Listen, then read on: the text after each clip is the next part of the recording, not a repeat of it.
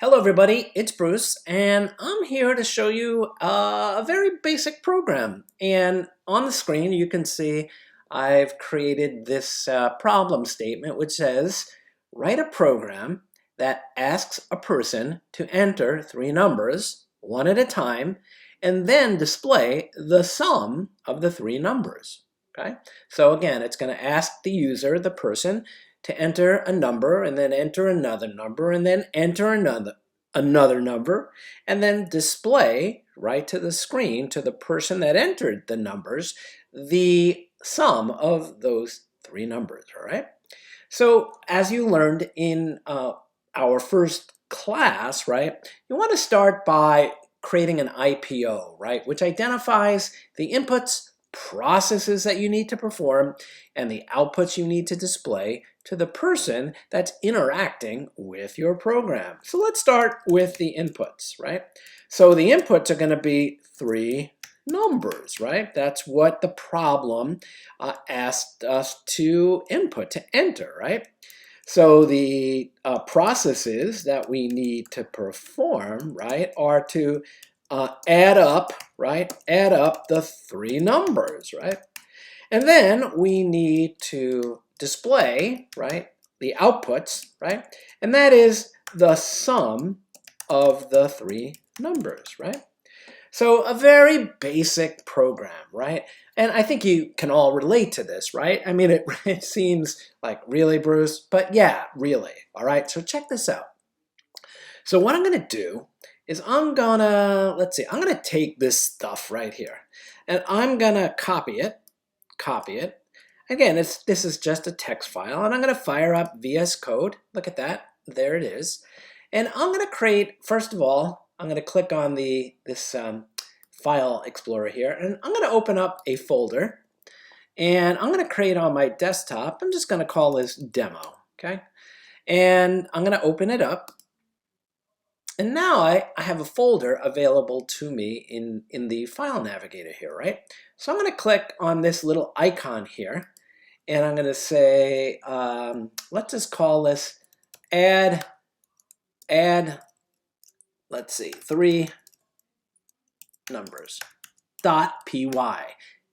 .py. It's really important to enter in .py and not another extension because Python requires the file extension to be .py. All right. So there we go. Okay, I'm going to close the welcome tab. Okay, and I'm going to close this tab right here because I don't need it. And I'm going to click on this because I don't need to see this. I'm going to focus on my code. The next thing I want to do is kind of something that I haven't taught you yet, but I'm going to show you right now. And that's, remember I copied this text right here. And in the first class, I showed you how you can create a comment that the Python language won't run. It's for humans, right? This stuff right here. Well, when you have a lot of lines, right, of comment, it's going to be a pain in the neck to write all these lines prefixed with this kind of, with these hash signs, right? So what you can do is you can enter three single quotes, 1, 2, 3, and then three single quotes, right? And then just paste in, right, that text, and now that's called a block comment. All of this stuff right here is just for me, Bruce, the human, okay? So I have the problem in front of me, all right? So here's what I like to do. Check this out. Ready? I'm going to copy these three lines right here, which are the inputs, processes, and outputs. And I'm going to paste them in right there. And again, I need to make these comments, okay, because I'm going to show you something that's going to help you out, okay? And what we want to do now is we want to enter code after each of these items, right? So after the inputs three numbers, this is where we need to write code to ask the user, right, the person, three times for a number.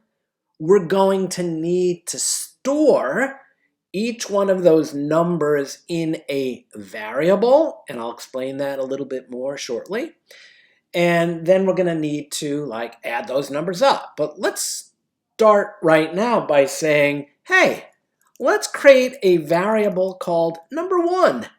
Because we're telling the computer that when Bruce enters in this first number, I want you to store it in the computer's program's memory, and I want you to call it number1. All right?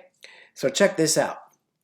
So when we input a number into a Python program, the way that the textbook does it is we do something like this. We say eval input. Now watch the way I did that. Let me just do that again, okay? Check this out. Eval. Now I'm going to enter a parenthesis, and notice how it closes it for me? And then inside of that, I'm going to say input, okay? Now both of these are built into the Python language. They're ways of doing certain things, and the input is kind of obvious, right? Input takes inside of it a string of characters, and this is the text that we're going to display to the user. So enter the first number, and I'm going to put a space there. And what this does is normally when you have input, it will take in what we call a string. So if I enter the number 3, it's going to make it like what we call a string. But we want a number and not a string. And this will make more sense. Trust me on this one. So we put this word eval around it. And I'll show you in subsequent programs other ways to convert what the user enters from one thing to another, all right? So check this out. If I run this right now, if I save it, because it's not saved, I'll save it, and then I'll right-click, I'll say Run Python File in Terminal. It says enter a number, and I'll enter a number 42, right? And that's it. And that's all we've asked our program to do. Now, the program started up here. It ran through and said, Bruce just put some comments there. I don't need to do anything with those. But now it's saying, hey, prompt Bruce using this input, have him enter in a number, convert it from a string to a number, and store it in this thing called number1. Okay? So I don't know about you, but I don't like typing. So what I'm going to do is I'm going to highlight this line by holding down my left mouse button, right, and selecting that. I'm going to right-click, copy, or you can use, Control-C or Command-C, right, on your keyboards.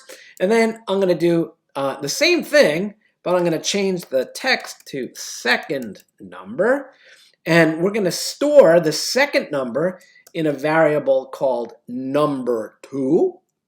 And then, believe it or not, we're going to repeat that. And we're going to call this variable 3. And this is third number. Okay. So again, I saved it. I'll right-click, run Python file in terminal, right? And I'll enter the number 12, 11, 10. And that's it. That's all our program does right now, right? It prompted Bruce to enter in 3 numbers, store whatever Bruce typed in these variables, number 1, number 2, and number 3, right? And that's our inputs. We did it. Yay! All right? I can see you all smiling right now, all right? Either that or you're like, this guy's crazy. One thing I'm going to do is I'm going to maximize my window here. So there you go. All right? So look at that. Processes. Add up the 3 numbers. So we need to create something in the computer's memory using a variable where we're going to store the value of the sum of number 1, number 2, and number 3. So check this out. Ready? I'm going to create a variable called the sum. The sum. And notice how I capitalized the second word? That's called camel case. And you'll be seeing me doing that a lot. If I just do like the sum like that, it's hard to read or hard to say. But when I capitalize, right, the sum like this, it's easier to read. And again, this is called camel case because the S in the middle, right, is like the hump of a camel. okay? So check this out. The sum, right, if I said we need to add up number 1 plus number 2, right, plus number 3, number 3, right? This is an expression as is discussed in chapter 2 of the textbook. And this whole thing here is a program statement. And this is a variable that's going to hold the result of the expression, right? So let's say Bruce enters 1, 1, and 1. So if I say 1 plus 1 plus 1 is 3, the variable, the sum, is going to hold the number 3, right? So that's the only process that we define, which is to add up the 3 numbers. An assignment, right, goes from right to left. So we do what's on the right and we assign it to this variable on the left, okay? The last part of our program is to output or to display the sum of the numbers. So if I use the built-in Python function print, let me do that again, ready? P-R-I-N-T, right? And then if I hit enter, it will do that for me. Did you see that? Watch this. P-R-I-N-T. Notice the type ahead. And again, I'll just hit enter and it does that for me because it's built into the language. It knows the word print, all right? So now I'm going to say, if I just do this, if I just say the sum, check this out, wait for it. I'm going to save this. Save it. And now I'm going to run it. Ready? Right click. Run Python file in terminal, and it says enter the first number, 1, enter the second number, 1, and the third number, 1, and it displays the number 3. Yay, it works. And when you write programs, you need to know what your program is doing, because what happens if I entered 1, 1, and 1 in and I got like 50, right? So you have to know the expected results of your code, right? Now, 3 is boring, right? Because that's not a nice way to display the result to the user, right? So what we can do is we can do this. We can put a string and a comma right there because I'll explain this in a second, but we're going to say the sum of the 3 numbers you entered is, right, and comma, and then the variable name that you want to display, which is the sum, because that's holding, right, 3, right? So I'll save that. Notice the auto pep stuff kicked in. It separated that a little bit. And I'll run it again. Here we go. 1, 1, 1, 1. And the sum of the 3 numbers you entered is 3. How about that? Okay. Now, some of you are going to ask, what about, displaying the 3 numbers, right? The sum of, instead of saying the 3 numbers, right? You could do stuff like this. Check this out. The sum of the, but here, stop the video right now and try to code this. Because what I'm going to do now, in fact, I'll just leave this here. I'm going to take this line, right? I'm going to make a copy of it. And again, I'm going to copy it and I'm going to comment it out. Whoops, I'm going to erase it there. But here, check that out. So now it's still there, but the program's going to ignore it. And I'm just going to paste it back in there because I'm going to tweak it, all right? So what I want to do now is I want to say the sum of, and then the actual values that Bruce enters, right? Me, the numbers that I enter. I'm talking in the third person. So the sum of the sum of, right? The sum of, right? The sum of, and then what are the variables? Number 1, comma, number 2, and number 3, right? And then we'll put is, and then comma, right? Check this out. So again, print can take multiple, what we call parameters, separated by commas. And that's just showing that it's going to do this, and then do this, do this, do this, do this, and this. So ready? Here we go. Run Python file in terminal. We'll go back to 1, 1, and 1. And it says here the sum of 1, 1, 1 is 3, right? That's correct.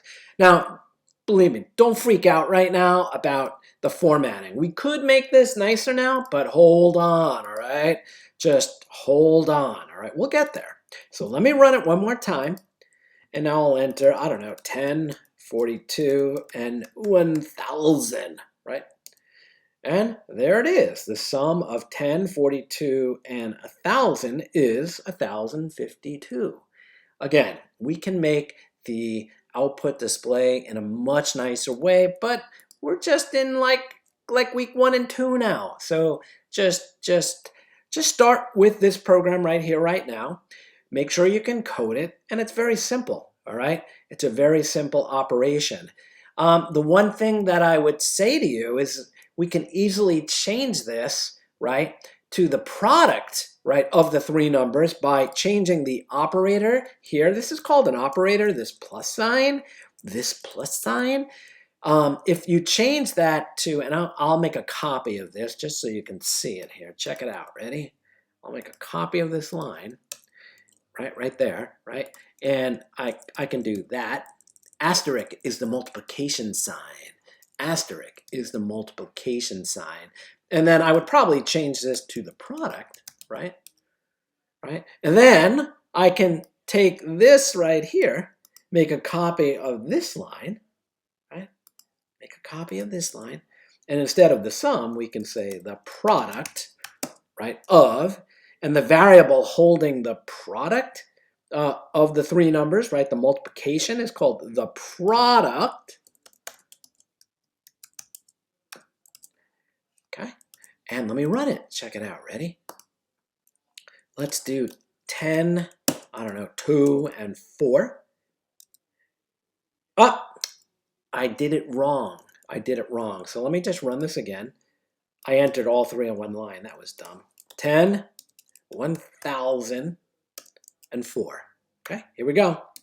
So the sum of 10, 1,000, 4 is that, and the product of 10 times 1,000 times 4 is 40,000.